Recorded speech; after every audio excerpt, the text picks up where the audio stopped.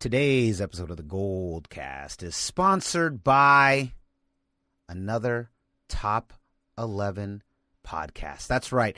We are shifting over. We were going to do some gold dives, but unfortunately, the games we wanted mysteriously disappeared off YouTube. It was like someone was listening to us, and they were trying to tell us, no, not today.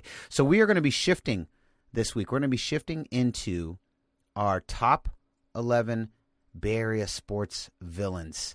All right. And this is going to be leading into another one of our top 11 tournaments. And so we're going to be shifting out from just this. So here's the order. We're going to go from top 11 Bay Area sports villains, and then we're moving into top 11 cinematic villains. And Candlestick Will, can you break down for the people what the list is going to be for that little top 11 tournament that we're doing? Yeah, absolutely. So we're going to be breaking it down into different categories. We'll start with action movie villains. We'll be looking at superhero movie villains as well as sci-fi, and we'll even get into horror. And then after all that, then we'll do the big finale episode where we share who are the top 11 greatest villains in movie history. Boom, there it is. So this is the beginning. This is our little segue. We thought we'd start with another top 11 sports list, and then we're going to move into cinematic villains. So we're going to go from what do we feel are our real villains, the real sports villains of our teams, into our cinematic villains. So this should be really fun. Now, before we get started, though, Raymond, why don't you let them know where can they find us?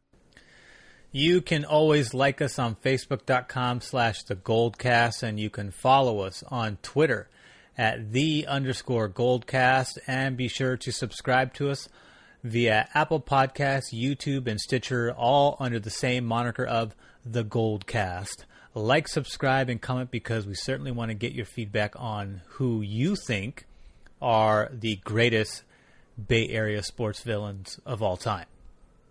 Yeah. Now, Candlestick Will, where can they get a hold of us to talk directly about our top 11 episodes? Well, the easiest way is to go on Twitter at Top 11 Podcast, so Top 11 Podcast, or they can just message any of us on Twitter or anywhere else to let us know what they think. Absolutely. And Raymond, where can they find you? You can find me on Twitter at Ray Solis, that's RAYSOLIS, and on Instagram at Ray Solis1, that's the number 1, not the word spelling. Candlestick Will, where can they find you? They can find me on Twitter at Candlestick Will. You can find me on Instagram and Twitter at I am Rudy 3rd. I am Rudy 3RD. All right, here we go. The first entry into our villains. I guess we're going to call this Villains Week and Villains Weeks with S, because we'll be going into multiple weeks with this with our top 11 tournament of villains. But today is our intro episode, which is just our top 11 Bay Area sports villains of all time. Here we go. But first, the greatest podcast intro in the game, the GoldCast intro. Let's go. San Francisco, are you ready? This is the GoldCast.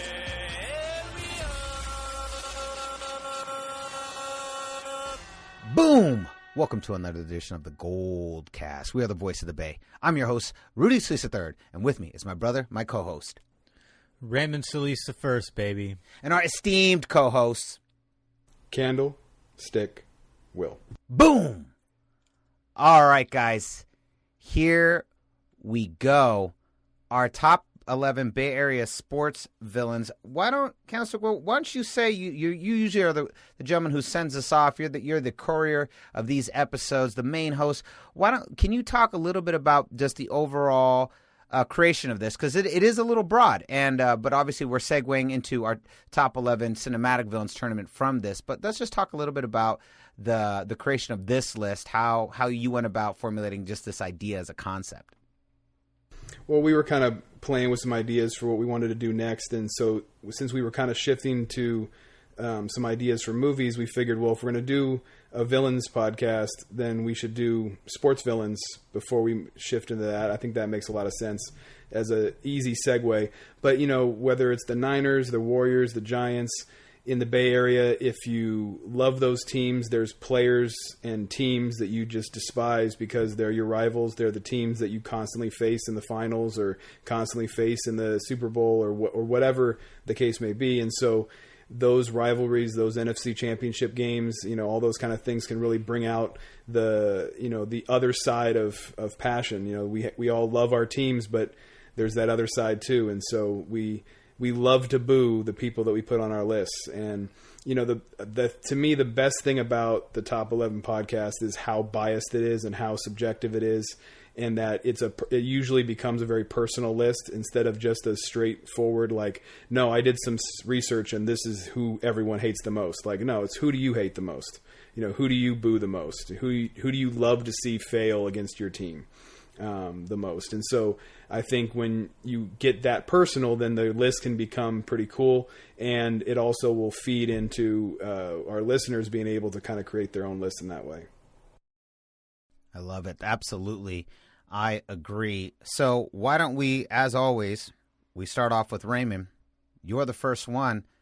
Let us know, Raymond, who is your 11 through 8? All right, at number 11, I've got Troy Percival, who played for the Anaheim Angels. I've got Troy Gloss, also a member of the Anaheim Angels. I've got Dave Stewart, who I actually like, for the Oakland Athletics. And at number 8, I've got Russell Wilson of the Seattle Seahawks. Wow, Russell Wilson coming in early.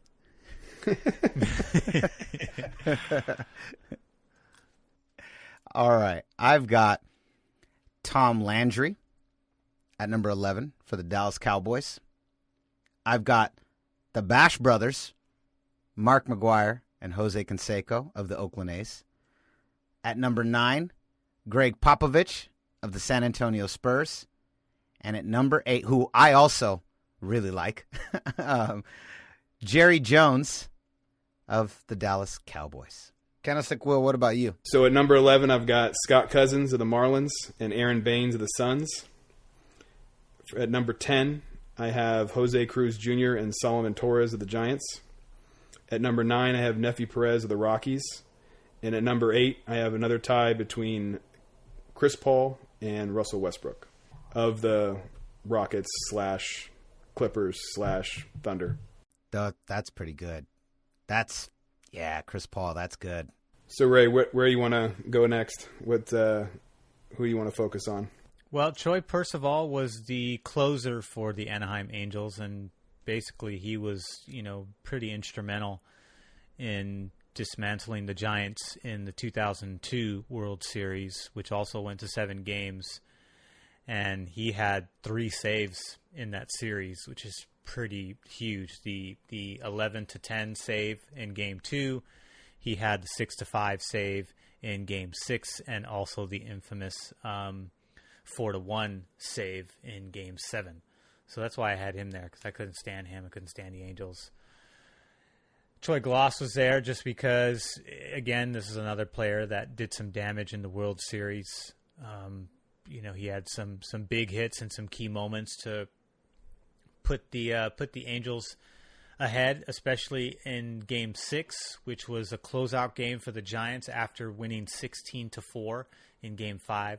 Troy Gloss had a monster double that scored a run and put them up 6-5, which would end up being the final score. That's why I had him there. Dave Stewart, I actually really like Dave Stewart. He's a really good pitcher. He won 20 games for 4 straight years. He's incredibly, really, really good. I've never seen a pitcher win. I don't know if there is a pitcher in MLB history that won 20 straight 4 times, or won 20 games 4 straight years. I'm not going to fact check myself on that, but I just know that I had his baseball card. That's how much I liked him, because I liked the A's in the 80s and 90s. So this was kind of it was one of those. I had him there because it's like, if I had to pick a villain from this infamous time when we were at a championship and we lost, who would that person be? And Dave Stewart was really the only person that kind of stood out to me in that series, even though I loved that entire team in '89. And I also love the Giants, obviously, but since we're trying to pick out villains that were infamous, Dave Stewart was the winning pitcher in Game 1, and he was also the winning pitcher in Game 3. No one else really showed up in the stats as much as Dave Stewart did throughout this series. Dennis Eckersley only had to save one game, which was Game 4, and that was just because it was 3 runs or less, which is the rule that qualifies for a save opportunity in baseball. So I wasn't going to put him on the list because he really didn't do much. That was the only game he played. He obviously had monster seasons and such, but Dave Stewart was instrumental in this series in particular, even more so than the Bash Brothers, although the Bash Brothers, were certainly killers in their own right, just offensively. Russell Wilson I have there just because a lot of for the same reasons that Rudy hates Russell Wilson. I hate his face. I hate his face. Yeah, I don't like his face. You don't even see his face. He has a helmet on. I know, but if only he could keep it on all the time. There's something about that face that just rubs me the wrong way. The fact that he was the quarterback for the team that knocked us out of the Super Bowl in 2012. Or 2013 for the repeat. 2014 for the repeat. That was really, really frustrating. And of course, Richard Sherman, had a mouth on him that was talking all kinds of shit to Michael Crabtree. But it was more Russell Wilson just because he was someone that needed to get stopped, that couldn't get stopped when we needed to get him stopped. And he's just got a flair about him that is able to keep plays. He's better now than he was then. That's for sure. Especially this past season, he was definitely playing at an MVP level. But it was just annoying to watch him beat us in a pivotal game that was really going to propel us back and to get us into a revenge opportunity to win the Super Bowl that we could have definitely won the year prior. But yeah, that's why I had him there at 8. He could have been higher. But he's definitely been a reoccurring villain. But my list kind of focus more on the biggest games that villains, where villains, existing villains or villains were born because they either they took something pivotal from us in a pivotal game, or they were just a reoccurring villain, throughout the history of the team. Which I do have a couple of those guys there, but a lot of the guys on this list are people that have been involved in big games. Rudy, what about you?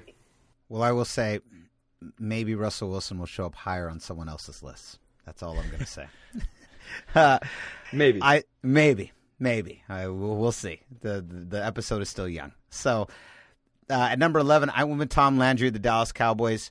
The Dallas Cowboys, you could probably argue for the 49ers dynasty of the 80s and 90s as easily probably being the most important and strongest villain that they had to deal with. They had to best Tom Landry's Dallas Cowboys in 1981, and they had lost at this point. I think they had lost at 3 or 4. We've talked about it in other episodes in the Gold Dives.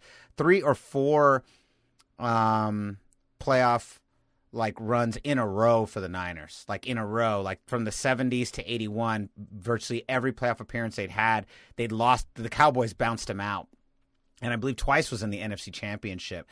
This was, believe at this point, it was at their third meeting was the catch in 1981. And I thought that this was best personified by Tom Landry, the coach. He was the coach for that team from 1960 to 1988. And so I needed a figurehead, and I thought, let's go with Tom Landry. Let's go with the one constant during that run. And so I chose him at number 11. And again, I think the Cowboys are easily one of the most important sports villains. I this whole decade kept waiting, because they were knocking on the door too. I kept waiting for a Cowboys 49ers playoff game. I was positive we were going to get it sometime between 2011 and 2019. We never did, especially when they got really good with Dak and kind of the whole upgrading of that team. But I would not be surprised if in the next 1 or 2 years we get one good Cowboy 49ers playoff game. I would love to play them again. I think that'd be awesome. But I started with Tom Landry. Then the Bash Brothers. Mark McGuire and Jose Canseco of the Oakland A's in particular, as Raymond had already mentioned for the Earthquake series. But just same as you mentioned, Raymond, like as a kid, I thought they were super dope.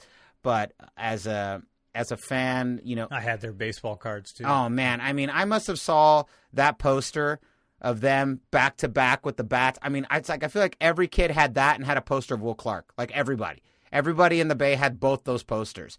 But because I do not root for the A's as an adult, and I am squarely in all my teams play in San Francisco or based out of San Francisco, like the 49ers, I was like, well, this is a pretty easy one for number 10. And I also kind of went more for the legacy older ones in my original brackets. I was going a little bit by time and by relevance here.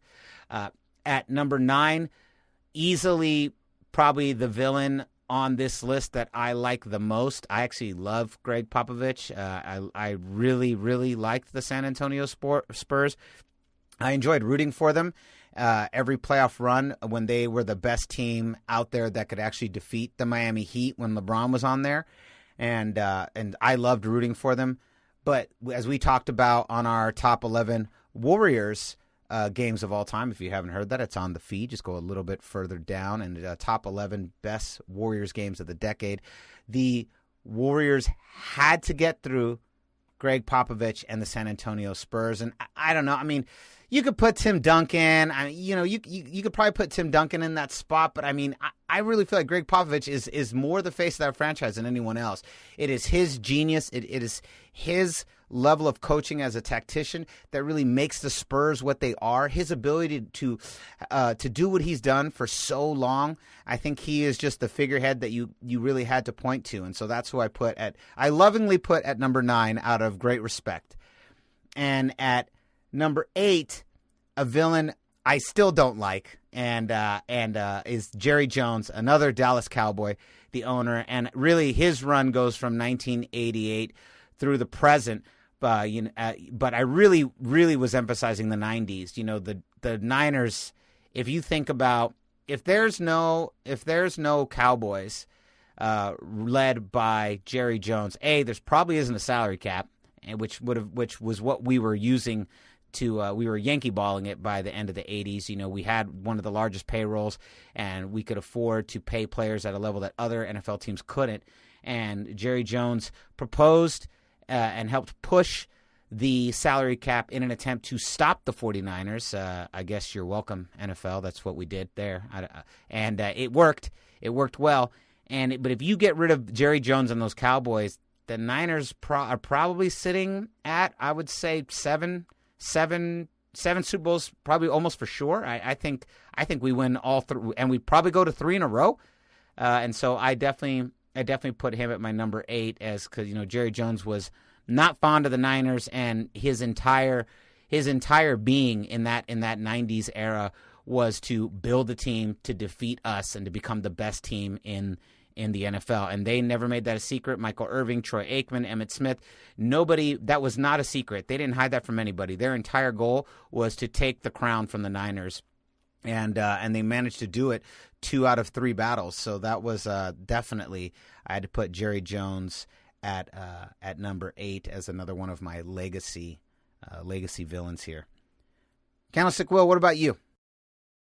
So number 11, Scott Cousins of the Marlins in 2011 slid into Buster Posey's leg and broke his leg. Aaron Baines this season broke Steph Curry's hand, and neither one was intentional. Even though Scott Cousins was trying to score from third and make a hard slide, he wasn't trying to. He didn't have an intent to injure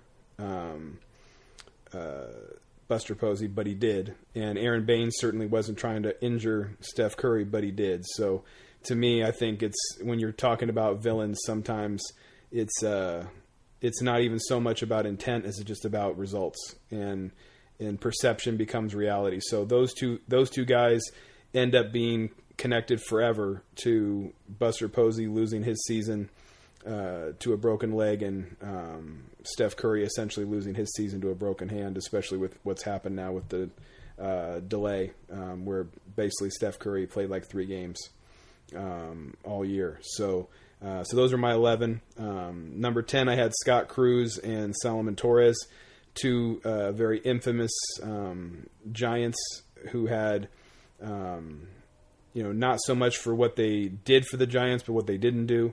Jose Cruz Jr., Gold Glove right fielder for the Giants in 2003, drops a routine fly ball against the Marlins in the playoffs that ends up losing us that series in a year where we were in first place the entire season, and Jose Cruz was a big part of that. And then in the biggest moment of the playoffs, he chokes. And then Salomon Torres was thrown at the Wolves of the 93 season to be the starting pitcher against the Dodgers on game 162.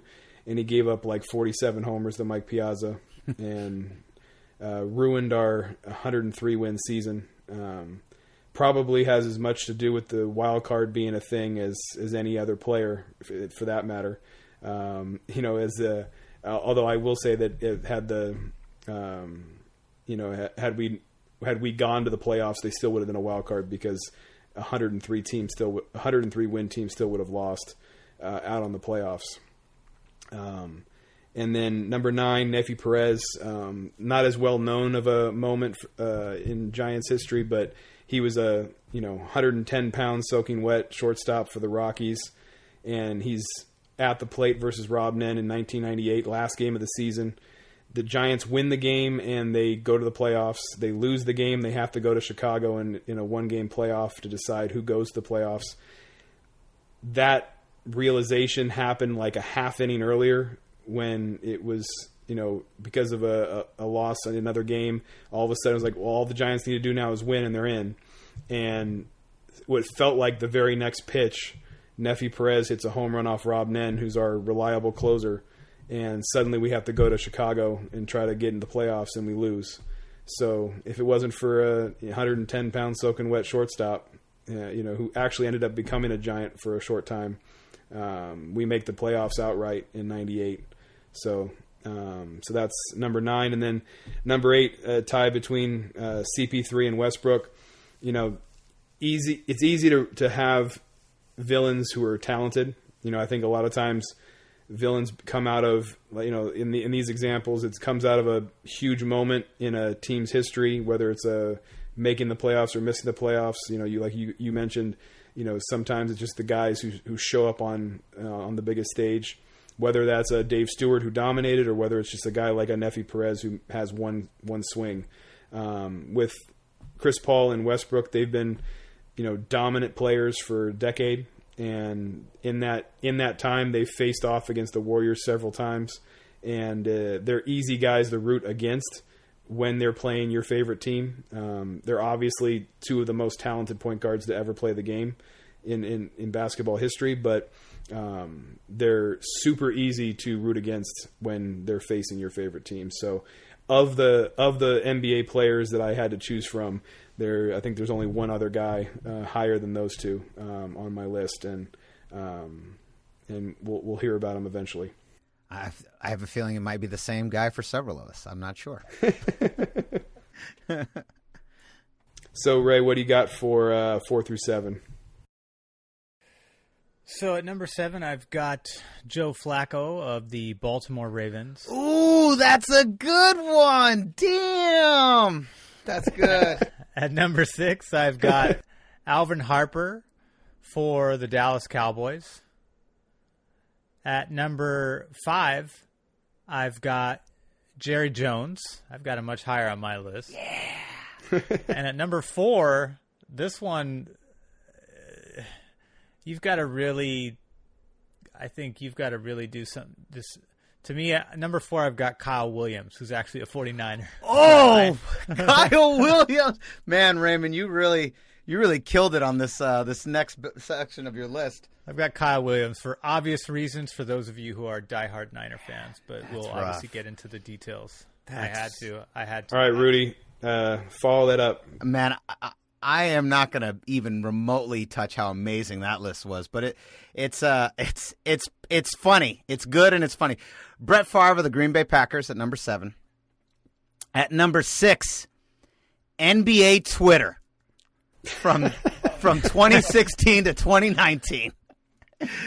Number 5. Bravo. Thank you. Number 5, Clayton Kershaw of the Los Angeles Dodgers. And number 4, Pete Carroll of the Seattle Seahawks. That's a really good one, too, though. Thank you. I can't stand the way Pete Carroll looks either. Chewing that gum with that smirk on his face. Oh, it's worse than Mike Holmgren. At least Holmgren was a former Niner assistant. Well, the only grace I'll give. Well, Pete so Carroll was is Carroll. San Francisco native. Yeah, I was going to that's say true, he was a native, and he coached under Walsh. Mike Holmgren is a native too. All right, so for number 7, I have literally every LA Dodger since 1987. Wow. At number 6, I have Matt Latos of the Cincinnati Reds. At number 5, I have A.J. Pierzynski, who played for the Giants for 1 year. And at number 4, I have Scott Spezio of the Anaheim Angels. That's good too. Every LA Dodger since 1989. Is that what you said? 87 since their last World Series. No, well, 88's their last World Series, Yeah. but 87's when I started watching baseball. Ah. I figured instead of trying to pick one, I'd just lump them all together. You might not be alone in that decision either. Later. These are great lists. Ray, what? Let's break down your epic 4 through 7. Well, Joe Flacco for the 2012 Super Bowl. This is a guy who's been mediocre at best his entire career, but on this game he's 22 for 33 for 287 yards, 3 touchdowns, no picks. Only got sacked twice. This guy had all the time in the world to throw in this game, and they torched us in the first half of this game. Even the second half started off with a kick return. It was horrible. And I've got him there because that's the only time he was ever good. That's the only time, and it happened to be good enough to win a championship. And he's just one of those players that played better in the few games that he was involved with there, or the one time that he went to the big show. He played great football. So, but I think I even think what's his name. The kid who played with, who won the Super Bowl against Brady, Nick Foles. I think Nick Foles is better than Joe Flacco. Alvin Harper, because he was the big killer for us in the NFC Championship games in '92 and '93, and it wasn't until we got Deion Sanders that we came up with the strategy to really take him out, to have our best corner, who was Deion Sanders in '94, play against Alvin Harper to take him out of the equation. And then put Eric Davis, who is considered our weakest corner, although that was his best year as a pro, and put him against Michael Irvin. And he even got a pick 6 in the opening play of that game to start off. In fact, he had a better game than Deion Sanders in that game. He had a fumble and a pick 6 in the first quarter. He was monster in that game. And we also had safety support on Michael Irvin. So Eric Davis was getting safety support because we knew that Deion Sanders could go one-on-one against Alvin Harper. So we took him out. And I put Alvin Harper on that list, even though I like Alvin Harper because he's more understated. He was like the John Taylor of that team in that era. Understated but productive and reliable. And Jerry Jones I've got on there for the same, you mentioned it earlier, Rudy, the reason for, Jerry Jones was the big proprietor for the free agency rule in order to stifle the Niners' success. It obviously we were still successful after that, but not to the degree of the same way we were in the decade prior. And so I had him there just because it's like like when Tom Brady bitched about the stupid the rule, the as Greg Papa calls it, what is it, the tuck you rule. And Kyle Williams I've got there for obvious reasons. This guy fumbled twice in an NFC Championship game against the New York Giants, and to me that play is part of the memory of which I would not like to have so clearly embedded in my brain, but it is. And so I put him up there real high just because that was a big one. It's like because we had the Giants beat. From what I recall, I don't go and watch these games very often, ever. So I remember that he was the reason we lost that game, not because of any other reason. You know what I remember most about those two plays? It's not even the plays. It's the meme that came out after of Kyle Williams where they superimposed the Lombardi trophy over where the football was. Oh. That's actually what I remember the most now, is that, because that's exactly how I feel. I just watched the Lombardi bounce away because I don't believe that Patriot team was capable of beating us. No. At all. I think that defense would have destroyed Tom Brady. We would have steamrolled the Patriots. I wasn't even remotely scared of them. Not at all. No. So, yeah. I mean, I'm still happy that they lost, but I'm not happy that they went there instead of us, because we could have easily stolen. We could have been the team to steal. It was one of the 2 Super Bowl losses out of Tom's hands. All right, Rudy, break down your 4 through 7. All right. This is my last of the legacy ones, which is Brett Favre. The 90s is easily, the most what-if decade for the 49ers, I think, only to be rivaled by this decade of what-ifs. Like, this decade in the 90s have been really rough. Like, the 2 teams that stood in front of the 49ers in the 90s, it was the Cowboys in the first half and then the Packers in the second half. And I thought that none of that was more personified than Brett Favre. I thought he was the real face of those Packers teams that prevented the Niners from advancing into the Super Bowl, further into the playoffs with a chance at winning the Super Bowl. And it really wasn't until the catch 2 that they were able to finally best Brett Favre. But I had to put him in here because it's just my childhood. It's kind of really where I started. I'm like, who are this whole first half is really, for them outside of Greg Popovich, are like the guys that kept me up at night as a kid, and the people whenever I think of my childhood, I'm like, these are the guys I hated the most. Number 6, NBA Twitter. So fucking salty. Actually, I just got into an argument yesterday with I don't even know what teams these people root for half the time, over the KD signing. And I know you've said this, and I've said it before too. Like, I don't really lose sleep over 2016. I don't really care. I've got 3 rings, and NBA Twitter loves to complain about Kevin Durant and loves to say that we're super soft. It was a super soft signing, as if anybody else's team wouldn't have done the same thing in our exact same position. Okay. And not only that, for the Lakers and the Celtics have been doing it for 30 years. Literally, this is all they've ever done. This is their entire philosophy is to sign, either draft the biggest players they can get or sign the biggest players they can get. They literally just did this. The Lakers just did this again for the millionth time. But for some reason, when the Warriors do what the Celtics and the Lakers have done, we're the worst team of all time. And I think none of it personifies it better than NBA Twitter. So salty.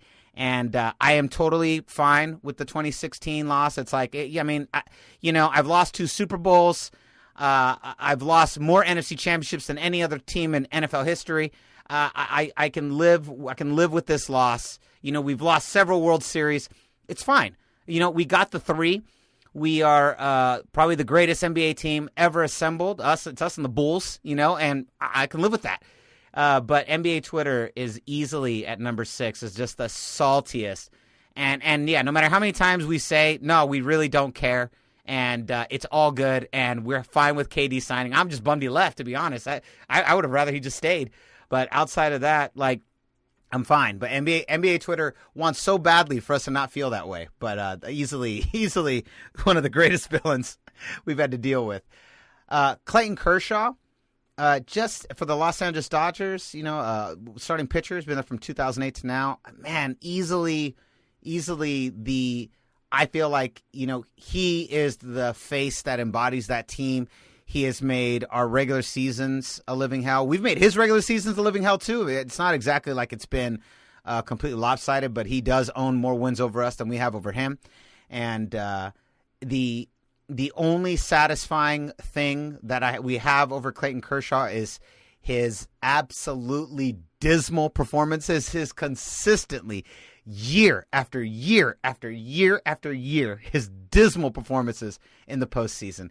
And if he was successful in the postseason, oh man, this guy might be at number 1 or 2 or 3. And the reason he's at 5 is because he just, he luckily he has never been able to turn his dominance over us into something he could repeat in the postseason. And then at number 4, Pete Carroll, and as a Seahawks head coach, he's been there from 2010 to now. I think this is, without question, the best rivalry of the last 10 years. This is the closest thing we've had in the NFL to Niners-Cowboys of the 90s.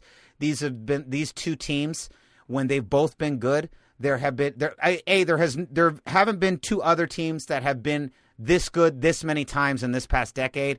And these guys, the NFL has hung in the balance several times, 2013 especially. 2012 was kind of the come up to that, but 2013 especially, 2019 especially.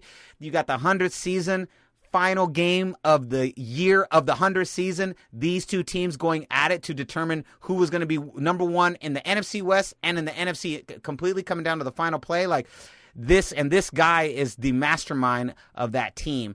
And so I had to put him at number 4. There may be someone higher, but he's definitely at number 4 for me. Just there's the guys that drive me nuts. But I will say, Raymond, your list opened a lot of wounds that I think I forgot about. I'm not trying to salt any wounds here. This was just as painful for me to relive these memories and pick these people out as it was to even say their names. Man, you really. And funny, they're all football guys. You went Flacco, Harper, Jones, and Williams, and all 4 of these guys have ripped our hearts out, our 49er hearts out. That was a pretty nasty. That's like, there's nothing but emoji tears for me. But yeah, those are my guys there, 7 through 4. How about you, Candlestick Will? Break us down your list. Yeah, so 7, I had every Dodger since I started watching baseball, and it's the perfect rivalry. The Giants and Dodgers have been rivals forever. They were in New York together. They came here in '58 together.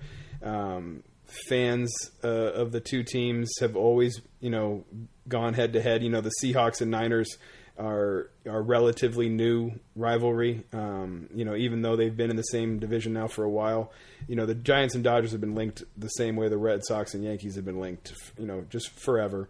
They're up there with Army Navy, with Duke North Carolina as just one of the staple rivalries. And so it's any player wearing a Dodgers jersey becomes a villain.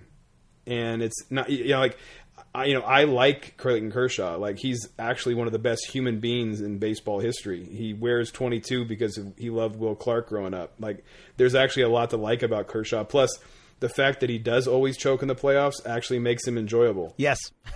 Yeah. His complete and utter domination of the Giants in the regular season is frustrating, but knowing that it leads to absolutely nothing is very satisfying.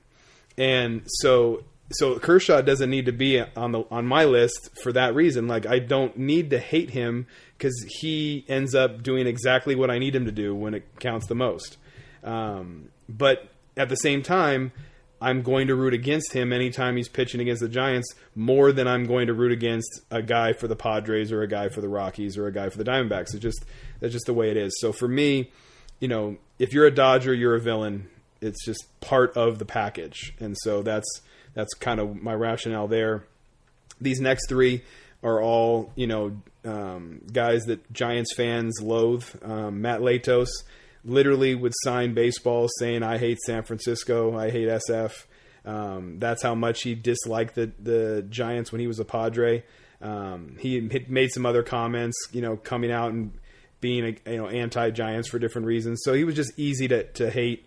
But similar to what I just mentioned about Kershaw, the grand slam he gave up against Buster Posey in the playoffs in 2012 really kind of buried him for the rest of the time. I mean, he's no longer a factor in baseball, and Posey really kind of ended his career in a way in that game.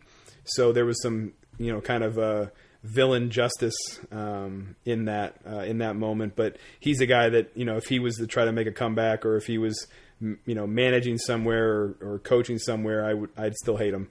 The next guy, AJ Pierzynski, played for the Giants for a year. He was in maybe the most lopsided, worst trade in Giants history. Certainly that we had some worse trades. We traded Orlando Cepeda and Gaylord Perry and a couple other Hall of Famers over time. But in recent history, they gave up Joe Nathan, who became a stud closer. They gave up Francisco Liriano, who became a stud pitcher. And they gave up Boots Bonser, who ended up being productive for the Twins initially. So we gave the Twins, 3 very good pitchers on a team that we had that didn't have that much pitching. And we get AJ Pierzynski for 1 year, and then he bounces in free agency. To give some context, we had a backup catcher in Yorvit Torrealba who, if we had just given him the job, then we don't need to trade any of those pitchers. Pierzynski didn't do very well for the Giants in that 1 year, and then he immediately leaves and goes to the Chicago White Sox, and they win the World Series. So it was just kind of a perfect storm of hate as a Giant fan. Like, you get this guy for a bunch of pitchers that could have helped us.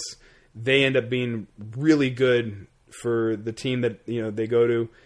We get nothing out of it and we end up losing Torrealba too to free agency because he realized he didn't have a job here. He ends up having a decent career as a catcher for a lot of years.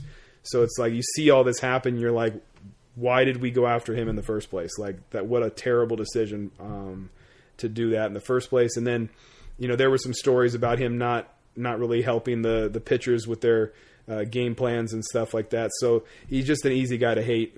He's literally the guy in Giants history that wore a Giants uniform that I hate. I don't really hate any other Giants, even the guys like Jose Cruz Jr., Solomon Torres, Nefi Perez, those guys. I hate that moment, but I don't hate those people. I don't hate those players. I hate AJ Pierzynski. He's a shit talker. He's a big shit talker too. Oh yeah, and to me, like I said, just the fact that he did nothing for us, and then he ends up being like an anchor piece for the White Sox to win the World Series that very next year. It was just like, just screw him in every possible way. Like, he's just easily the guy I hate the most that's ever touched the Giants uniform. And then the last guy on my list for this round is Scott Spezio. Ray, you mentioned Troy Glaus and Troy Percival from the Angels in that 2002 playoffs. Scott Spezio is our Bucky fucking Dent. The guy that just fucking had to hit a home run off Felix Rodriguez and had to ruin everything about Game 6 that was supposed to be perfect. Just a little context from me, like when Bonds hits the home run in that game to go up 5-0, I jump up off the couch and say, we're going to win the World Series. And then Russell Ortiz gets taken out and they give him the game ball. And then here comes Scott Spezio against Felix Rodriguez with 2 men on, and he hits a 3-run homer and the fucking rally monkey, and just fuck the 2002 Angels. And Scott Spezio wasn't even a big power guy. I mean, he had some pop. He had decent pop. If Troy Glaus hits a home run, it's like, and you kind of alluded to it, like he had a big series. He was the MVP of that series. Like he was also a very good power hitter. Right. So even though it's easy to hate a guy like that, at least it came from someone who had made some all-star teams, that was a really good player, was their best hitter. When it's someone like Scott fucking Spezio. Spezio had a couple years with the A's. So did Scott Brocious. But it's like when it's someone like that in playoff history, where it's like you think of the name Aaron Boone and you only think of the one home run that he hit because he didn't do much else in his career, but he has that one home run. Even for Giants fans, like, I'm sure Cardinals hate Travis Ishikawa. Yeah. Or Cody Ross, who's one of those guys that just turned it on in the playoffs. I'm sure there's plenty of Braves fans and Phillies fans who hate Cody Ross. And, so it's like, it just, when you're a guy who doesn't have that many big moments in your life, I'm sure there's Dodger fans that hate Brian Johnson for what he did, in 97. So, that just, it comes with the territory. But, sometimes, like I said, it's a guy, like a Westbrook or a Chris Paul, where you've got a long history with them, or it's someone like Scott Spezio who has that just one swing, and that's enough to just be a villain forever. And in 2002, for any Giants fan who's been a Giants fan for a long time, 2002 still hurts because we were up 3-2 and up 5-0 in that game 6. So that's the tough one. You know, you mentioned, Rudy, just a second ago about how Warrior fans don't really worry so much about 2016. Giants fans won 3 rings this decade, and we still hate 2002, and we still don't like to talk about it. So it's this podcast is certainly opening up some old wounds. It's like a therapy session right now. We're not going to heal, but we're trying to heal. So what do we got for some honorable mentions? I got AJ Brzezinski on my honorable mention. Okay. But just because he's an asshole. I mean, but he was a St. Louis Cardinal in 2014 when the Giants beat them, and he was horrible then. He didn't do anything offensively. He batted 167 in that series, and I think he was they beat the Dodgers in the series before that. But he was the main one. I also had Ed Reed because he had a big pick in the Super Bowl against Colin Kaepernick, and I honestly, I added as we were all talking, and you guys were bringing up names that I hadn't thought of. I was, or we were just revisiting moments that I hadn't thought of. I decided to put Pete Carroll on that honorable mention list as well. Just that gum chewing smirk. He still does that shit today. All the time.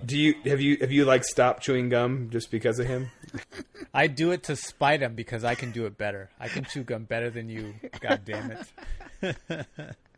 Chew the hell out of that gum. Yeah. That's right. Turns to dust after every game. And it's only when I work out. That's the only time I chew gum.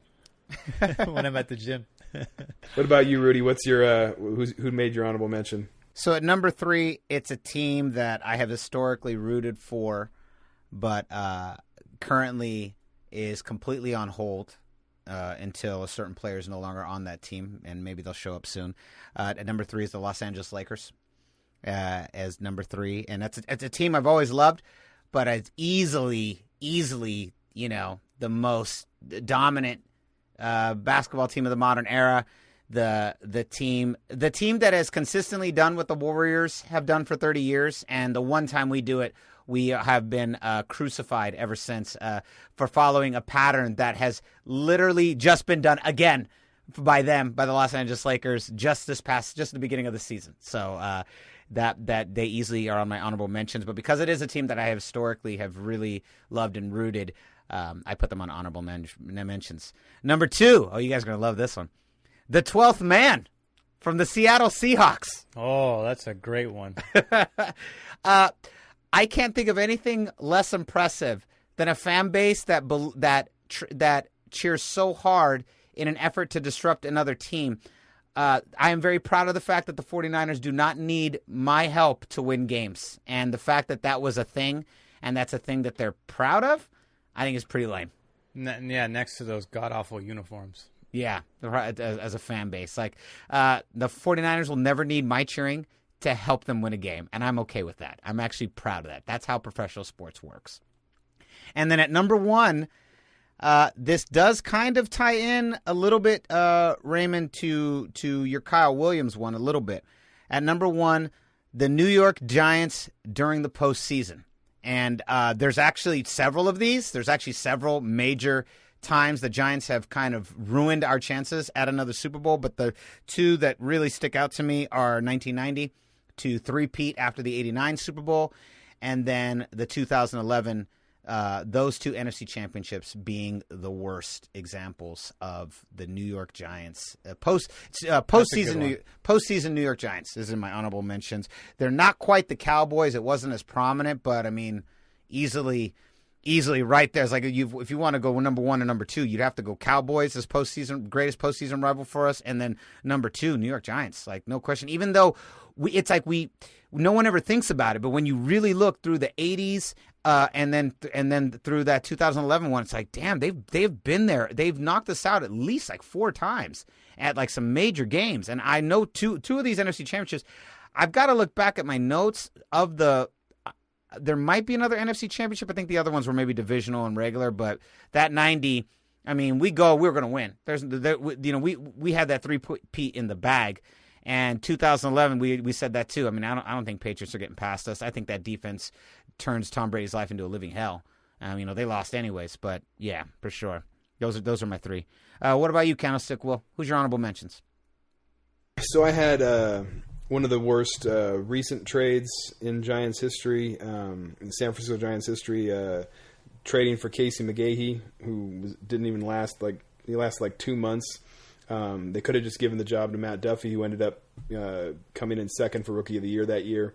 Might have won Rookie of the Year had he started from day one, and maybe maybe in a butterfly effect kind of way might have still been a Giant. Had that happened. Also, to trade for Casey McGahee, we gave up Luis Castillo, who's one of the best pitchers in baseball now for the Reds. So just similar to the A.J. Pierzynski trade, and just that like everything about it ended up being bad. That wasn't as big as some of the other ones I mentioned. Just all of the next one is just all of the Warriors' terrible draft decisions. Joe Smith, Todd Fuller, O'Donnell Foyle trifecta, where we could have had KG, we could have had Kobe, and we could have had Tracy McGrady. Just all the bums, the Ike Diagus, the Patrick O'Briens. I mean, there's just so many bums. The other part of that is the shit trades that the Warriors made forever. Specifically, the one I wanted to kind of focus on was, so everyone remembers the We Believe team and everyone remembers the Run TMC team. Well, the Run TMC team, might be the most disgusting collection of trades in NBA history, because if you look at those 3 players, so Chris Mullin's a Hall of Famer. We trade him to Indiana for Eric Dampier. Mitch Richmond's a Hall of Famer. We trade him for Billy Owens. And then Tim Hardaway should be in the Hall of Fame, and we trade him for Kevin Willis, who was like 40, and Bimbo fucking Coles, whose nickname was fucking Bimbo. That's how good a basketball player he was, because he had a nickname Bimbo and he went by it. Like, that's how terrible he was. And it was just the absolute just shit trades. So just all of that is part of it. And then kind of an aside, I should have included in my number 11, along with the Posey injury and the Steph injury, was Leonard Marshall for the Joe Montana injury. Because that was kind of my trifecta there of 3 legends that got completely destroyed by dudes. And then along with that, the 1990 New York Giants is an honorable mention, just for ruining the 3-peat. Matt fucking Barr, 5 field goal, just they couldn't even score a touchdown, just a bunch of stupid field goals. And they beat this dominant Niner team who should have 3-peated. So in football history, nobody cares, because that Super Bowl was one of the greatest Super Bowls ever played. But any Bay Area fan, it's just that 90 Giants team was just, it's one thing if you lose to a team who's really, really great. To go back to your 2016 reference with the Warriors, the Cavs, LeBron James and Kyrie Irving averaged 80 those last few games in that run to beat us in games 6 and 7. So it's like, yeah, you can be frustrated that you lost, but they had an otherworldly performance. The New York Giants kicked 5 field goals, and I mean, it's like, and there's just, and then they just trucked Montana. So it was just like, and they basically ruined Roger Craig's Hall of Fame, bid because of that fumble, because I can't think of any other reason he's not in the Hall of Fame. And so, you ruin Roger Craig's, legacy, to completely destroy, Joe Montana's back. and you get to the Super Bowl on 5 stupid field goals. Basically, yeah, they set the stage for Steve Young starting 2 years later. Yeah, I mean, it's the whole 90 Giants that fuck them. Yep. So are we tied? Are we tied at number 1 there for honorable mention, New York Giants? Well, that team specifically for me. I have 90 and 11 as the who that I'm referencing, but yeah. So yeah, spiritually we are tied right there. I like that. All right, so here we go. Top 3. Who do you love to boo the most? All right. I've got at number 3, I've got Richard Sherman. At number 2, I've got Kyrie Irving. And at number 1, I've got LeBron James. Woo! All right, Rudy, what do you got? At number 3, although I think I already know 2 of yours. At number 3, you'll appreciate this, Candlestick Will. The Los Angeles Dodgers organization. At number 3. At number 2, Russell fucking Wilson of the Seattle Seahawks. That face, that crying face to get back to the Super Bowl. I'll never forget it. And at number 1, Raymond, LeBron James of the when he was with the Cleveland Cavaliers. 100%. Somehow I knew that one. All right. Candlestick Will, what do you got? So at number 3, I got James Harden. At number 2, I got Tommy Lasorda. And at number 1, I've got Chris fucking Cohan, former owner of the Golden State Warriors. Whoa! I am shocked LeBron wasn't sitting there at number 1 for you. I was positive that he was going to be right there for you. No, you know what though? As much as I cheered your NBA Twitter, because I've had my frustrations with them, especially during this stay at home few months, because they are relentlessly, consistently boring and predictable, and it's just.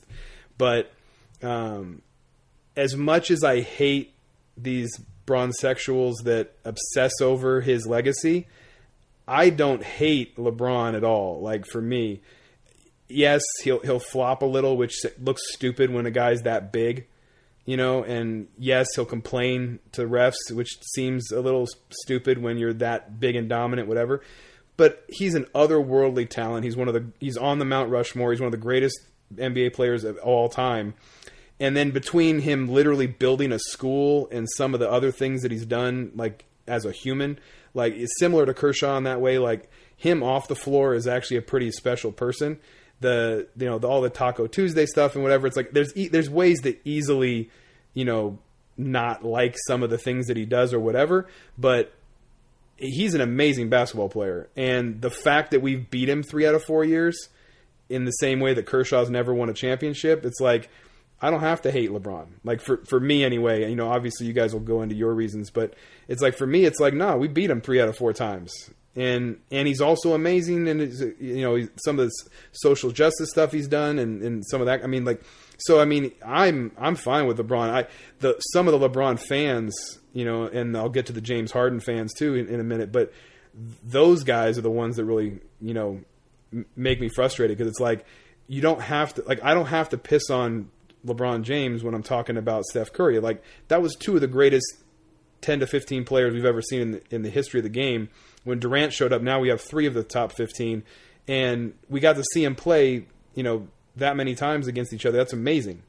It's like, but this era doesn't want to even acknowledge it. And I think with the Last Dance doc that we're in the middle of now with Michael Jordan and Scottie Pippen and these guys, you're reminded that those guys were in this same category, that they were that great. And when I was a kid, I hated Jordan because he never stopped winning. It was annoying, but you watch this doc and you're like, man, that guy was damn good. And I knew that too at the time. You only hate the guys that are amazing. If a guy's terrible, some of these guys on these lists that we have that are nobodies, it's because they did one thing, like your Joe Flacco example. He didn't do that much except for the biggest game of his life, and that happened to be against our favorite team. It's like, well, fuck. Right. He's like Scott Spezio. Yeah, it's like, why'd you pick that game to finally show up? Like, that's bullshit, But, so every other one you have that's a villain is because you know that they're amazing. Because they matter. They did something to your team. They dominated your team, or they just beat your team.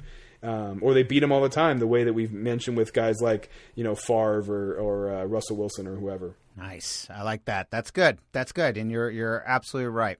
And then I will spend my turn when it's my turn convincing you otherwise. Well, but that's the beauty of this, right? Yeah, absolutely. We're supposed to be biased and subjective and just shred people's opinions. So Ray, break down your 3. Richard Sherman, just because before he became a Niner, and don't get me wrong, let me preface my spiel by saying that I really like Richard Sherman right now. I like him a lot. I would even don a jersey of Richard Sherman. That's wow, that's awesome. Just because he plays on our team and he was instrumental in getting us to the Super Bowl this past season, even though his performance in that Super Bowl wasn't anything to write home about. But he wasn't the reason we lost. I thought the whole team collapsed in the second half of the fourth quarter, but that's another pod for another day that we'll never do. Richard Sherman goes down.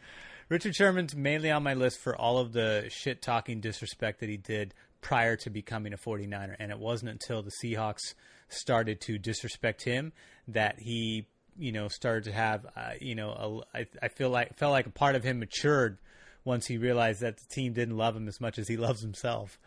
But the one moment that really stood out to me that was like I've got to have him on this list at a high number was that disrespectful Thanksgiving celebration on the 50-yard line after winning the Thanksgiving game. Not only it's like I'm trying to have a nice time with my family, enjoying a great meal, and to have it get shit on by a good player that wins on a day that I'm like, yay, I get family, food, and football. This is the greatest. And to have it end that way, oh, it left just a sour taste in my mouth. It like that Thanksgiving was not fun in those latter hours there.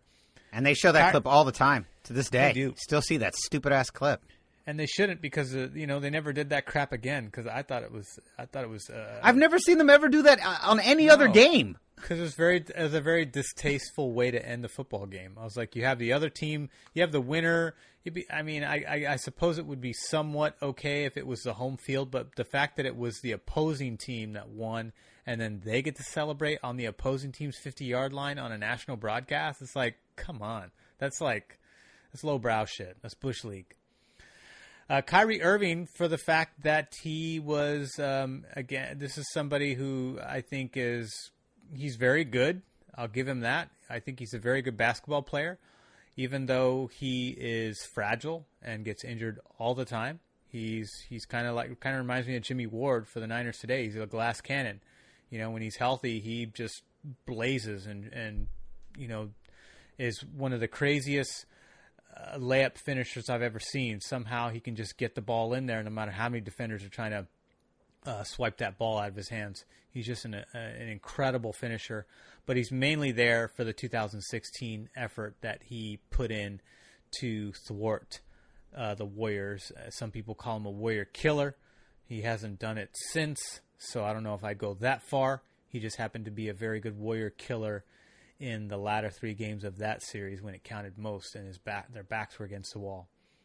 And LeBron James, just because, again for 2016, but I've hated him his entire career. But to be fair, Candlestick Will, you make a very good point. He does do a lot of terrific philanthropic things that I have nothing but positive admiration and respect for. But when it comes to the court, the same way that Magic Johnson and Larry Bird has this facade that he turns on when he played on the court, and he hated Magic Johnson, the player, on the court, but outside of the court, he embraced him and brought him into his house, and they became friends. Outside of that, because he realized that especially when Magic had got diagnosed with HIV and all that stuff, Larry Bird was very comforting to Magic, because there was a side of Larry Bird that could turn off and saw the humanity in Magic Johnson, the person. Off the court, I have that dichotomy with LeBron James, his off the court persona although sometimes his social media stuff gets on my nerves too. But for the most part, he does good things for his community, and that part is always going to be commendable, no matter how much I hate him on the court. But on the court, there is no love whatsoever, especially for the 2016 ever. I couldn't stand him when he was in Miami for the Miami Heat. I can't stand the shot of him celebrating his very first championship and the dance and the expression on his face. Get the hell out of here with that crap. I couldn't. I was a big. I really enjoyed. The Dallas Mavericks, so I was happy to see them win it because I was a big fan of Steve Nash and Dirk Nowitzki when they were both playing together. Just a fantastic duo of basketball players. I wish Nash could have won a ring before he ended his career, but I was happy to see Dirk get it against LeBron. That was amazing. I was so happy for Dirk and happy for them. I love the fact that they went to 4 straight championships and they won back to back, but they also They lost the first one, won the 2 middle ones, and lost the last one, right? I think that's how it played out. The San Antonio Spurs beat them by the largest margin a team has ever lost in NBA Finals. Yeah, it was embarrassing. Like they got their asses whooped and destroyed. Right. The loss was so bad that it broke up that super team. And that's why he's on my list. I had to have him on that list just because I've hated his on the court presence his entire career. And I couldn't stand that 2016 comeback. You know, the fact that it was the first in NBA history against my team of all teams, when we were on a historic run to be put just a notch above the the infamous Bulls team that won 72-10. Boom. All right, so. The Dodgers organization at number 3, similar to what you said, I agree. I think this is the second greatest rivalry in all of American sports. I do believe the Yankees-Red Sox is the number 1, but number 2, right underneath it, Giants-Dodgers. And get your Bears-Packers out of here. Get your UNC-Dukes out of here, which we talked about. I respect all those ones. Get your Niners-Seahawks out of here. Nothing touches Giants Dodgers. It is it doesn't matter what sport you have to go Yankees Red Sox as the number 1 American sports rivalry and number 2 Giants Dodgers without question. And even though Kershaw, I believe, has been the face of this last decade, I had to put the organization, and I think you've kind of got it flipped with Tommy Lasorda, and it's a little bit flipped for you. But yeah, I was like, I just can't stand the Dodgers. And the fact that we have been able to achieve so much success, we have a dynasty. They have one of they've had the largest payroll for the entire decade and have consistently not only collapsed in the playoffs, collapsed in back-to-back World Series. It's amazing to me. I love this. I've enjoyed this run for them. It has been an absolute pleasure to watch us achieve a dynasty and then follow that up with the Dodgers cough up a dynasty. Like basically lose the equivalent of a dynasty in baseball. Lose that many postseason runs. It's been incredible. But yes, I can't stand the team. I can't stand the fans. I put Los Angeles Dodgers organization, of which the stadium. I don't care for that stadium. I've been there 4 times, 3 times for Giants games. The Giants lost all 3 of those games. I'm never going back. And the only other time I've been there was for Paul McCartney, and that was the most fun I had there. But I can't stand the team. I can't stand the colors. Can't stand the fans. Can't stand anything about it. Dodgers organization, no question at number 3. Number 2, Russell Wilson. I mean, we've kind of been beating him up this entire podcast. I put him at number 2 because the Seahawks have been equally as relevant and have had more success this decade. We've gone to an NFC championship every single time we've been in the playoffs for this entire decade. But we've only gone to the playoffs 4 years, and we had a pretty big gap in the middle, and we lost 2 Super Bowls. The Seahawks have been to the playoffs from 12, I think, straight through. I don't think they've missed once. Raymond, have they missed once this decade? I don't think so. I don't think so. And they have also 2 appearances, but they have the 1 win. And I'll take one of the 2. Having just won one of the 2 would put us right up there with the Steelers and Patriots for most Super Bowls. So, and he has been more than even Pete Carroll, the face of the franchise. And yeah, that face drives me fucking nuts. Fucking nuts. And I then like how our disdain is so bad that it gets personal. it Like, does his get face. personal. Oh my god! Fuck those dimples. Yeah. At number 1, LeBron James from the Cleveland Cavaliers, his 2014 to 2016 run. Like you, Raymond, I also have rooted against LeBron James pretty much his entire career. I don't always think he's been the best teammate. Jordan was very demanding, very hard on him, but there's a selfishness to LeBron that Jordan never had. I'd say probably Kobe had it. I really love Kobe. I was also a Kobe over Braun guy. Like that was a big thing, and I was always team Kobe. I feel like Braun was kind of the same thing, just more petty, a lot more petty, and honestly shrank in the big moments and has shrank many times in the big moments. And I think I've said this many times, his 3 most famous playoff highlight clips. At number 1 is the block, right? The block, that's a block. That's the number 1. Number 2 is his nut punch, the nut punch from Draymond Green. And number 3 is Ray Allen's 3. So 2 of those things aren't even basketball plays. And those are literally the most famous plays of postseason LeBron James. The third one is done by a different player, because that's who had to save him. He wouldn't even have 3 rings if Ray didn't save his ass in Game 6 against the San Antonio Spurs. And there has been a pettiness to him, a selfishness to him that I've never appreciated. The Warriors were the antithesis of that. They win as a team and they lose as a team.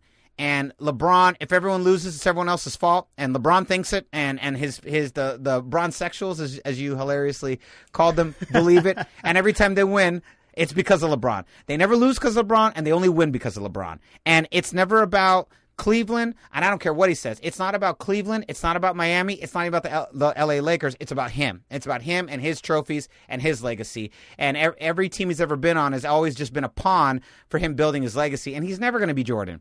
He's never going to be Jordan. Like it's never going to happen. He's not going to get 6. He might get 4. It really depends. If they bring back this season, there's probably a good chance he gets 4. We'll see. We'll see what Kawhi and how the Clippers look if this season comes back. I really don't think this season's come back. I think it's going to get canceled, personally. But I agree. I'm not going to add to. I don't really feel like saying compliments about LeBron, but I do agree with what you guys have said about him as a person, and I do agree with those things. You nodded when we were saying those things, so we have it. We got it right. You got it right. For those of you listening at home, I did nod. So that is true. But the pettiness, the selfishness. He has a long history of being very hard to play with. Kyrie Irving famously left. He left the Heat, and there was a lot of well publicized tension there. He's famous for getting many coaches fired. It's always the LeBron show, and it's never about the team. It's never about the city. It's always about him, and that's kind of probably the thing I've always disliked the most about him, and why I've appreciated. Why I've really never been able to appreciate his run as a player. And essentially, kind of going back to the Warriors, the back to the KD signing, but that's exactly what LeBron did. LeBron just jumped from 2 super teams and then made a third one. That's exactly what he did. But he was very smart. He did what KD did. He jumped. Now, he didn't jump to a team that beat him, but he made that jump. And he tried to recruit KD once KD decided he was going to leave the Warriors. He tried to recruit him to the Lakers. So it's not, which the bronzexuals, I love that term, the bronzexuals never ever talk about. He tried to recruit him. He tried to get KD to go to LA. So I don't even know what they were talking about. But I digress. That's the thing. When Curry and Clay finally retire, and hopefully they retire as Golden State Warriors, but when they do, everything they will have done will have been in service to the team and to the organization and to the fan base that they love. Very much even the way even Kobe had that. Like, as selfish as Kobe was, you can't say that he wasn't the most diehard Laker, that he didn't live and die for the wine and gold. Like, there's no question. Like, it's selfish. He didn't play for anybody else. Didn't play for anybody else. Came back and was a very visible active participant in the legacy of the Lakers after he left, and he personified the success of that team. As much as Kobe was about Kobe, you never ever question his loyalty to that franchise, and you never ever question his love for that team. LeBron doesn't love anybody but LeBron. And LeBron is all about whatever team can get him a championship. And it's, again, and I've already said it, but I will say it one more time because it makes him feel good. It's never been about the organizations, the fan bases, or the teams. It's always been about him. And I just have never appreciated that about him. And luckily, our guys and our teams, our Warriors team, it's never been about that. It's been about the team, and it's been about in service for the entire organization. And I'm super proud of our dudes for that. And yeah, not a LeBron fan. All right, Candlestick Will, your turn, buddy.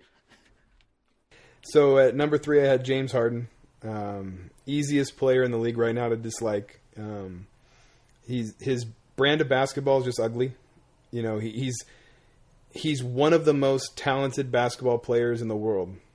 And instead of showcasing that skill night in and night out, he hunts for fouls, he flops, there's not a single thing he does on the court that is fun to watch, because the only thing that's even impressive to watch is his ability to dribble and find ways to get threes, for himself, and his ability to take some big shots and make them every once in a while.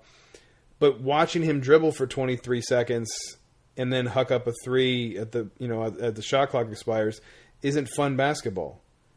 That's horse. That's not basketball.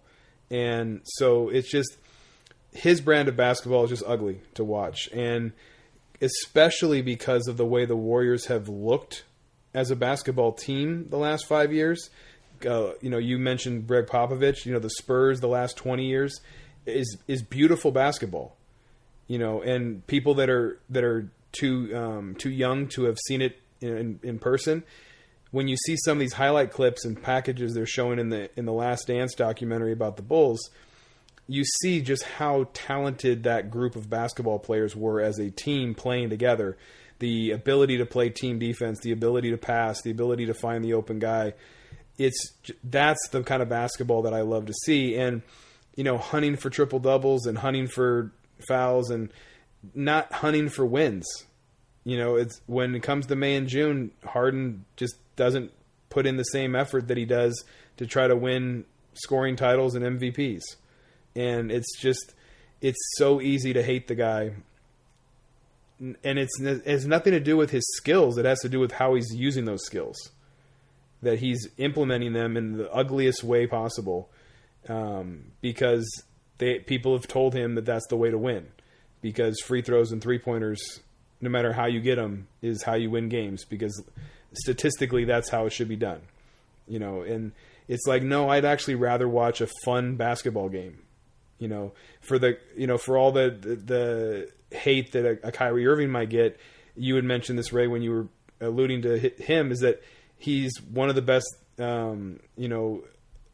guys in the leagues in maybe history at getting to the basket and making a basket. That's incredible to watch sometimes, the way he can dribble around guys and get to the basket and find ways to get a layup in all these different ways. Looks like Dr. J and Michael Jordan and some of these guys in a way, because they just find a way to score, and it's beautiful to watch. And for James Harden to make that same move just to jump into a guy for 2 free throws is just ugly. And so it's easy to hate him. And then in a very Clayton Kershaw way, it's so enjoyable to watch him choke every year without fail. He almost made my honorable mentions list. I got really, really close. And to Yes and You, nothing drives me more nuts than when he goes up, pulls up for a 3, lands 3 feet in front of him on top of the defender, and then yells at the ref, expecting a foul. It's unwatchable. Yeah, it is really ugly. At number 2, Tommy Lasorda. You and I have mentioned the Dodgers already enough on this. He was the manager that was. He's a damn good manager. He was a damn good manager for a lot of years. but he was the guy that was the easiest one to hate of that group, because when you're a manager for a long time, you in a way, not literally, but you outlive the players. Players come and go. Some guys are only Dodgers for a few years. When a manager's there for 20 plus years, then it's so much easier to hate the manager than it is to hate the players, because you're really just hating the jersey. You're hating laundry. And Tommy Lasorda was the human in the laundry, for multiple decades. And so he was an easy guy to hate, and he was the main figure of that, Dodgers era. So growing up, that was just, he was the go-to as definitely the one guy I hated most that wore Dodger blue. And then number one, I think these lists are showing that, we're going to hate guys who hurt our teams, and we're going to hate guys who were part of our teams that hurt our teams. And Chris Cohan was the worst owner in sports history. He if you actually look into the history of him, he was a minority owner who basically sued other owners to get more of a controlling ownership. So he was basically an asshole from the beginning, and basically stole the Warriors from other owners. And then as soon as he came in, there wasn't a single good decision his entire run. Literally, I mentioned some of the draft busts and some of the terrible trades, but I literally ended up making a webpage that just chronicled, his just insane consistency of just horrible moves.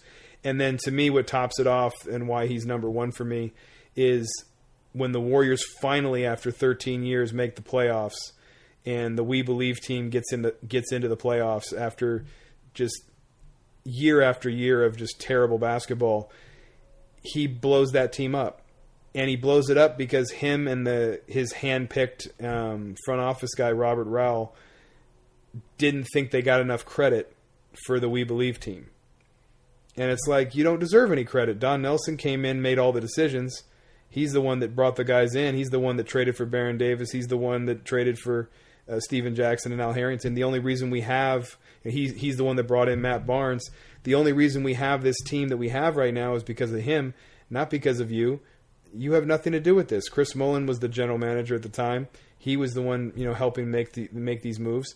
So it's nothing to do with you, dude.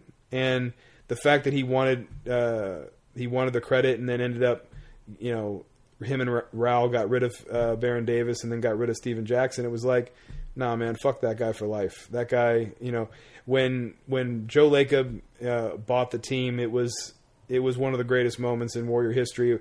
We were all hoping it was going to be Larry Ellison because of all the money he has, and because we didn't know who Joe Lacob was, and it turned out Joe Lacob was the best thing that ever happened to the Warriors organization.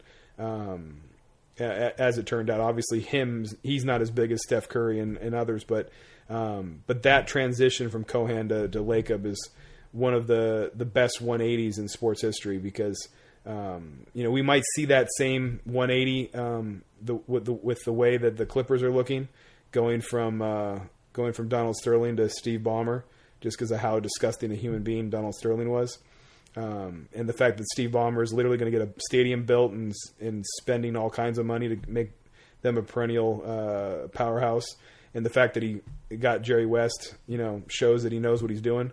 But Chris Cohan, man, he's the worst owner in sports history, in my opinion. He's the worst person connected with Bay Area sports forever, and I don't think there'll ever be someone worse than him. The Yorks were pretty shitty before they let Jed take over. Yeah, if we had done this list a couple years ago, I'm sure you guys both would have had the Yorks at least in honorable mentions, if not somewhere on the list. Well, I kept thinking of the opposing teams. I mean, I obviously I put Jerry Jones on that list, but I did put Kyle Williams on the list, but I didn't think it wasn't until you were till you were going through that just now that I was like, oh man, I was like, Dr. York and Denise York were horrible. I was thinking the same thing. I was thinking about Dr. York and how bad he was when you were talking about Chase Cohen. I was right, Chris Cohen. I'm sorry. That's how I say his name? Chris Cohan. I took a class at San Jose State, and we had Dr. Harry Edwards come in as a guest speaker, and he brought up a story that about York, where when Mariucci was with the Niners, he was his agent looked into the Tampa Bay Buccaneers to see about signing with them because he wanted to bring them into the fray so that they could get more money for Mariucci with the Niners. And York heard that and said, "That's it, you're fired." And it was like, wait, what? But it was like that kind of irrational behavior is just it's ignorant and it's petty and it's stupid to treat a sports franchise like that. It's like that's what guys do. An agent's paid to try to bring something to negotiate with, and if there's other offers, then they can hold that against you. It's like you're a billionaire owner, deal with it. Yeah. It took him a decade to get his head out of his ass and put his son. But yeah, I mean, and even that, the nepotism of that and how that could have easily gone to shit had Lynch and Shanahan not done what they've done the last couple of years. Absolutely. How do we feel, guys? I feel like I got a lot off my chest. How do you two feel? You could just kind of, even though nothing changes, like everything still happened the way they happened. It kind of feel like, what, these guys are all on my shit list and it's all out in the open now. And yeah, yeah, it does feel like we just talked to a therapist about our sports problems. Absolutely. Top 11 therapeutic sports discussion. This episode's evergreen for everybody but me. I'm not going to re-listen to this. So, Candlestick Will, remind the audience again, what's our next top 11 episode? So we did this one specifically because we wanted to shift into movie villains, and we thought no better way to transition than with sports villains to start. So the first topic is going to be action movie villains. So when you don't see your favorite superhero or you don't see your favorite sci-fi villain, or you don't see your favorite horror villain on our list that first week, it's because we're sticking to that genre. So just the action movie villain. So that's where we're going. All right. So that'll be our next top 11 episode. Also, the official NFL season, the order of the games, all of that is coming out on Thursday night on the NFL Network. Next week, we will be discussing what the 49ers regular season will be. That'll become sandwiched somewhere in between our top 11 tournaments. So we'll be going through our villains episodes, as Candlestick Will just broke down, but we will be bringing you that episode to address what the final 49ers regular season schedule is going to be, pending, obviously, everything that's going on with COVID. That is obviously going to be the most important factor to whether or not this season even happens. But we will be breaking down those games and the teams and what they look like last year versus compared to what they're going in this year. And so that'll be a fun episode as well. Some modern sports content in the mix of our first ever venture into a top 11 list tournament that doesn't have anything to do with sports. It'll be the first time we've done this, but we're really excited, and we think you guys should be too. This is going to be a kick-ass little villains tournament. Villains are more fun. We were talking about possible heroes, and we all came to the conclusion villains are just more fun. All right, guys. So concludes another edition of the GoldCast. We are the voice of the Bay. I'm your host, Rudy Solis III, and with me is my brother, my co-host, Raymond Solis the First, baby. And our esteemed co-host, Candlestick Will. Boom! We'll see you next time. Same GoldCast time, same GoldCast channel. This is the GoldCast.